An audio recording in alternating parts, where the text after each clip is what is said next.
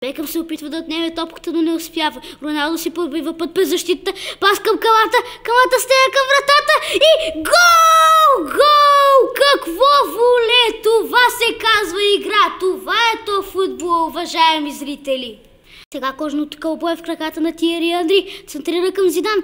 Няма засада и фаул! Не, Зидан е фаулиран. Пас към Роберто Карлош. Той подава на бебето. Точен пас към Марадона. Марадона връща на Бекъм. Кристияне, хайде да обядваме. Добре, прекъсваме за реклами.